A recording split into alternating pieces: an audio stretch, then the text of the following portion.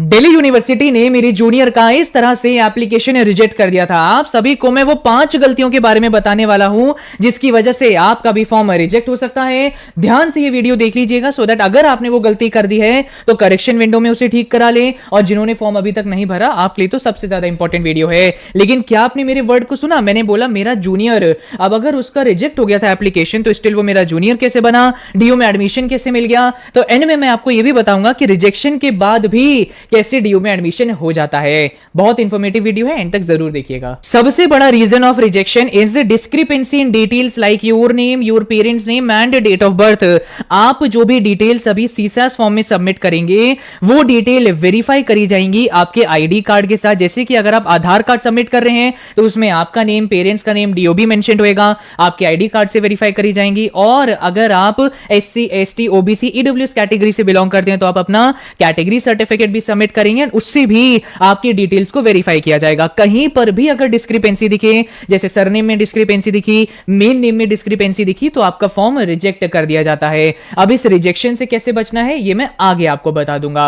Second सबसे major reason of rejection is selecting wrong combination not according to the programme specific eligibility criteria of the university. बच्चों, आपका एक और सवाल मुझे कमेंट सेक्शन में मिल रहा है कि भैया ये 10th सर्टिफिकेट, 10th मार्कशीट क्या सेम होती है? सेल्फ अटेस्ट करना पड़ेगा, ओरिजिनल डॉक्यूमेंट में करना है या फोटोकॉपी में? ये भी डाउट मैं इसी वीडियो में क्लियर कर दूंगा, चिंता मत करिए, एंड तक बस वीडियो देखिए। नाउ ये भी एक बहुत बड़ा रीजन है जिसकी वजह से बच्चों का डीयू में एडमिशन नहीं हो पाता है। अब जैसे कि अगर आप चाहते हैं कि भैया मेरा बस यही मन है कि मुझे ये एक कोर्स में या फिर मैक्सिमम ये दूसरे कोर्स में एडमिशन चाहिए। अब इस कोर्स के लिए एलिजिबिलिटी थी कि यार 3 डोमेन्स और 1 लैंग्वेज आपको सीयूईटी में देना है, तभी जाके आप इस कोर्स के लिए एलिजिबल होंगे। अब आपने केयरलेसनेस देखा, मतलब केयरलेसनेस किया और आपने एलिजिबिलिटी क्राइटेरियाज नहीं देखे, और आपने क्या किया, सीयूईटी में बस 1 लैंग्वेज, 1 डोमेन और जीएटी का एग्जाम देके आ गए, और आगे चल के प्रेफरेंस शीट में भी आपने बस यही 2 कोर्सेज फिल किए, जिसकी वजह से आगे आपको पता चलेगा कि यार आप तो इसके लिए एलिजिबल ही नहीं है। डीयू में अब आपका किसी कोर्स में एडमिशन नहीं हो पाएगा क्योंकि प्रेफरेंस शीट एडिट नहीं करी जा सकती है वंस दे आर सबमिटेड। तो फाइनली अगर आपने ये गलती भी कर दी तो भी आपका डीयू से एडमिशन रिजेक्ट हो जाएगा। तो जो भी ऐसे बच्चे हैं जिन्होंने डीयू के एलिजिबिलिटी क्राइटेरिया चेक करे बिना अपना कॉम्बिनेशन सिलेक्ट किया है, तो मेरी रिक्वेस्ट होगी कि प्रेफरेंस शीट बनाने से पहले डीयू के एक कोर्स का एलिजिबिलिटी क्राइटेरिया जरूर चेक कर लीजिएगा कि आप किस कोर्स के लिए एलिजिबल हैं, किस कोर्स के लिए एलिजिबल नहीं है। तो ये 2 इंपॉर्टेंट रीजंस हैं जिस वजह से बच्चे सफर करते हैं। आगे बढ़ने से पहले बच्चों, आप सभी को ना एक बड़ी प्रॉब्लम का बेहतरीन सोल्यूशन मैं प्रोवाइड करना चाहूंगा।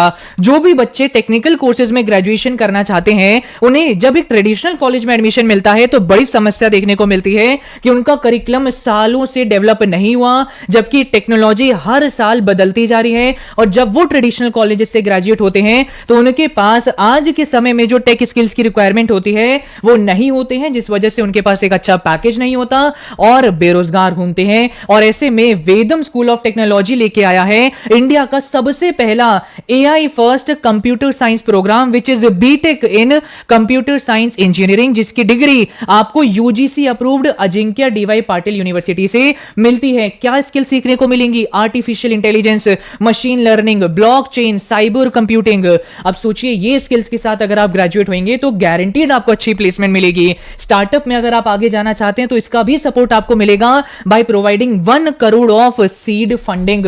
नाउ ऐसे में मेरी आपको रिक्वेस्ट होगी कि इनका entrance examination which is VSAT आप दे दीजिए, जो 4 जुलाई को कंडक्ट होने जा रहा है। लास्ट डेट टू अप्लाई है 3 जुलाई, और ये पूरा एग्जाम ऑनलाइन कंडक्ट होगा। इनकी फीस के ऊपर बहुत बड़ी स्कॉलरशिप आपको मिल जाएगी अगर आप इसमें अच्छा स्कोर करते हैं। तो इस अपॉर्चुनिटी को मिस मत करिए, link is in my description box. So VSAT में जरूर अप्लाई कर लीजिएगा, पर्सनली मैं आपको रेकमेंड कर रहा हूं। नाउ ये 3rd मिस्टेक जिसकी वजह से अनेकों कैटेगरी स्टूडेंट्स का रिजेक्शन होता था, लेकिन खुशखबरी आपके लिए, अब आपका रिजेक्शन इस गलती की वजह से नहीं होगा कि भैया अगर आपने SC, ST, OBC, EWS select कर लिया सीसैस में, लेकिन आप एक वैलिड कैटेगरी डॉक्यूमेंट अरेंज नहीं कर पाए और आपके पास जो डॉक्यूमेंट है आपने वही सबमिट कर दिया, तो पहले ऐसा होता था कि आपका रिजेक्शन हो जाता था आउटराइट, लेकिन अब ऐसा नहीं होगा बच्चों। It is a good news for you, आपकी टेंशन कम कर देता हूं। सही कैटेगरी डॉक्यूमेंट अगर नहीं आया तो रिजेक्शन की बजाय आपको जनरल कैटेगरी में कन्वर्ट कर दिया जाएगा, आपको एक अनरिजर्व्ड स्टूडेंट की तरह ट्रीट किया जाएगा। लेकिन एक चीज याद रखिएगा, जो डॉक्यूमेंट आप सबमिट कर रहे हैं क्लियर होना चाहिए, उसमें ध्यान देख लीजिएगा कि कोई भी डिटेल ब्लरी ना हो रही हो। कोई भी डिटेल ब्लरी हो रही होगी तो वेरिफिकेशन के टाइम वो डॉक्यूमेंट कंसीडर नहीं होगा और तब आपका रिजेक्शन संभव हो सकता है। तो ढंग से फोटो खींचिएगा। साथ ही साथ अगर आपने डेडलाइंस मिस कर दी तो रिजेक्शन हो जाएगा। सीसैस की कोई लास्ट डेट नहीं है, लेकिन मेरा रिकमेंडेशन होगा 20 दिन के अंदर अंदर फॉर्म भर लीजिएगा। बाकी ये फॉर्म आपके सीवीटी रिजल्ट आने तक ओपन रहता है। कई ऐसे बच्चे होते हैं कि उनके पास सारी डिटेल है लेकिन आलसीपना दिखाते हैं कि भर लेंगे, बड़ा फॉर्म है, भर लेंगे और एंड डेट आ जाती है, टेक्निकल ग्लिचेस की वजह से नहीं भर पाते और डीयू से बाहर हो जाते हैं। ये गलती मत करिएगा। लेकिन एक और बड़ी गलती मत करिएगा कि आप लोग रिप्लाईज नहीं कर रहे हैं क्वेरीज का और फिलिंग प्रेफरेंसेस टाइमली ये भी नहीं कर रहे हैं। फेज 2 जब ओपन होएगा तो टाइमली प्रेफरेंस भरिएगा और प्रेफरेंस भरने के बाद बच्चों आपका सीसैस पोर्टल अपडेट हो जाएगा। जैसे कि आप होम पेज पे जाएंगे तो आपको दिखेगा यहां पे होम लिखा होता है, यहां पे हेल्प डेस्क लिखा होता है। लेकिन जैसे ही आप अपनी प्रेफरेंसेस सबमिट कर देंगे उसके बाद बच्चों समझ लो, ये चीजें अभी नहीं बता रहा होगा कोई, यहां पे क्वेरीज का सेक्शन बन जाएगा और इस क्वेरीज के सेक्शन में जब आपकी प्रेफरेंसेस को, आपके डॉक्यूमेंट्स को वेरीफाई किया जा रहा होगा कॉलेजेस के द्वारा, तो अगर कॉलेज को दिखता है कि यार ये डॉक्यूमेंट में मुझे दिक्कत है या प्रेफरेंस में कुछ दिक्कत है, तो ये क्वेरी की टैब में आपको कॉलेजेस की तरफ से मैसेज आएंगे कि भैया ये डॉक्यूमेंट इस तारीख से पहले मुझे सबमिट कर दीजिए अगर आप रिजेक्शन नहीं चाहते तो ये क्वेरी का सेक्शन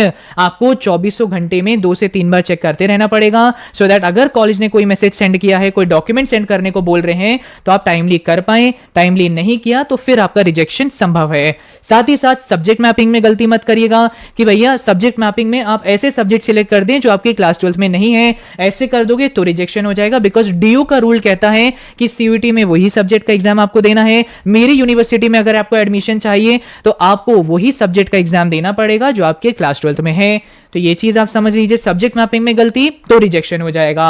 लेकिन एक और चीज आप समझिए कि ऐसी गलती अभी सीसैस फॉर्म फिल करते समय एकेडमिक डिटेल्स में मत करिएगा कि आप अभी भी बेस्ट ऑफ 4, बेस्ट ऑफ 5 के झंझट में पड़े हुए हैं जो आप सीयूटी के फॉर्म में थे कि यार मैं तो बस बेस्ट ऑफ 5 भर के आ जाऊंगा। ऐसा नहीं, अगर एडिशनल में आपके पास फिजिकल एजुकेशन सब्जेक्ट है, कंप्यूटर एप्लीकेशंस हैं, तो उसके मार्क्स को भी जरूर सबमिट करिएगा। एकेडमिक डिटेल में एक एक सब्जेक्ट का मार्क आपको डालना पड़ेगा। लेकिन अगर आपने कोई ऐसा सब्जेक्ट दे रखा है जिसके मार्क्स या ये सब नहीं आते, ओनली ग्रेड्स आते हैं, तो आप उस सब्जेक्ट को छोड़ सकते हैं। वो भरने की जरूरत एकेडमिक डिटेल्स में नहीं होती है। तो आई होप ये पांचों की पांचों चीजें आपको अच्छे से समझ आ गई होंगी। नाउ बच्चों, अब मैं आपको बताऊंगा कि रिजेक्शन से कैसे बचा जाता है। लेकिन ये मैं अगर आपको बता रहा हूं तो एक रिक्वेस्ट है, इस चैनल को सब्सक्राइब कर लीजिए सो दैट ये यूजफुल इंफॉर्मेशन आपको मिलती रहे। आगे जो भी यूनिवर्सिटी के पोर्टल आएंगे बच्चों, मैं आपको अपडेट करता रहूंगा, रिमाइंडर्स भी देता रहूंगा, ऑथेंटिक अपडेट्स प्रोवाइड करूंगा और आगे और भी जो फॉर्म आएंगे, जैसे मैंने सीसैस फेज 1 भरना सिखाया, आगे भी कंप्लीट फॉर्म फिलिंग आपको बताता रहूंगा, डिटेल ट्यूटोरियल्स आपके लिए लाता रहूंगा। ये चैनल सब्सक्राइब जरूर कर लीजिएगा ना। अब मैं आपको बताता हूं कि अगर आप रिजेक्शन से बचना चाहते हैं तो कैसे बचा जा सकता है। जैसे कि सबसे पहले तो कॉलेज की तरफ से क्वेरी रेज करी जाएगी कि भैया आपके ये डॉक्यूमेंट में मुझे गलती दिख रही है या इस पर्टिकुलर डिटेल में मुझे गलती दिख रही है, आप मुझे सही वाला डॉक्यूमेंट इस तारीख से पहले प्रोवाइड कर दो। लेकिन अगर आप सही वाला डॉक्यूमेंट अरेंज नहीं कर पाते हो तो ऐसी सिचुएशन में एफिडेविट आप बनवा लीजिएगा। जैसे कि अगर आपकी 10th की मार्कशीट और आपका जो सीसैस फॉर्म में नाम है मैच नहीं कर रहा या और भी कहीं डॉक्यूमेंट में मैच नहीं कर रहा, आप टाइमली नहीं अरेंज कर पा रहे हैं या करेक्शन करवा पा रहे हैं, तो एफिडेविट अगर आप बनवा लेते हैं तो डीयू ने पिछले साल, उससे पिछले साल और मेरे समय पर भी एफिडेविट को एक्सेप्ट किया था और रिजेक्शन बच्चों का नहीं हुआ था।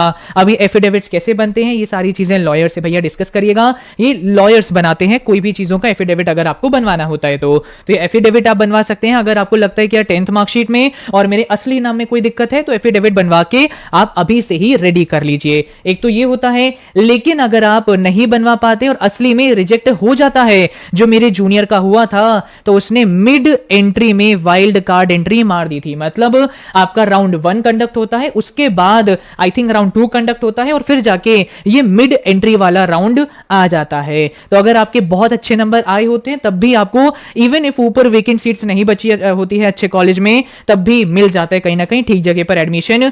बट शर्त यह है कि अगर आप मिड एंट्री में भी वाइल्ड कार्ड एंट्री मार रहे हैं तो आपके पास स्कोर ठीक ठाक होना चाहिए so that you get admission immediately. Otherwise क्या होता है कि राउंड 1 राउंड 2 में ज्यादातर सीट्स फुल हो जाती हैं, तो जिनका स्कोर कम आ रखा होता है मिड एंट्री में उन्हें बेनिफिट नहीं मिल पाता, लेकिन जिनका एटलीस्ट 700 प्लस स्कोर रहेगा ना मिड एंट्री में उन्हें अच्छा खासा बेनिफिट मिल जाएगा। और मेरी बच्चों आपसे रिक्वेस्ट होगी कि अभी आपका स्कोर जो आ रहा है ना that is a raw score, उसको देख के ज्यादा चिंतित मत होइए क्योंकि नॉर्मलाइजेशन अभी होना बाकी है। ये नॉर्मलाइजेशन में क्या पता पर सब्जेक्ट आपके 15 नंबर बढ़ गए तो आगे आपने जो और सब्जेक्ट दे रखे हैं उनमें भी मल्टीप्लाई होते जाएंगे नंबर, तो अभी आपके मार्क्स बढ़ने के चांसेस हैं। तो एकदम डिप्रेशन या बिल्कुल चिंतित अभी मत होइए। अब मैं आपकी कुछ डाउट्स को आंसर कर देता हूं, जैसे कि भैया सीसास फॉर्म के अंदर ना मुझसे 10th का सर्टिफिकेट मांगा जा रहा है तो मैं क्या करूं। अब अगर बच्चों आप सीबीएसई से बिलोंग करते हो तो ये लाइन आप पढ़ लो, मार्क्स स्टेटमेंट कम सर्टिफिकेट, मतलब आपकी सीबीएसई की मार्कशीट को ही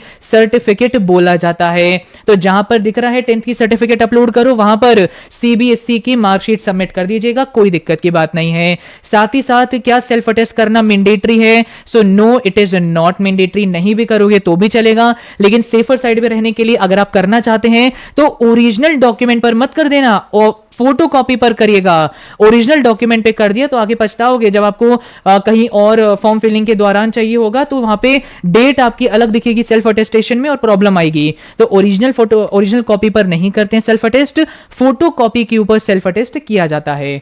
तो आई होप ये सारे डाउट्स मैंने आपके क्लियर कर दिए हैं। प्लीज इस चैनल को जरूर सब्सक्राइब कर लीजिएगा, ऐसी इंफॉर्मेशन और कोई टाइमली प्रोवाइड नहीं करता है। तो या तो एफिडेविट बनवा सकते हो, अब इसके बारे में यार मैं पूरा नहीं बता पाऊंगा, आप या तो लॉयर से पूछ सकते हैं या गूगल पर या फिर चैट जीपीटी से और डिटेल में आप इसके बारे में जान सकते हैं। बाकी आई होप एक क्लैरिटी मैंने दे दी है कि क्या गलतियों से रिजेक्शन होता है और कहां कहां आपकी क्वेरीज रेज होती हैं। बाकी वीसैट के लिए जरूर अप्लाई कर लीजिएगा। I hope this video help you. Thank you and all the very best.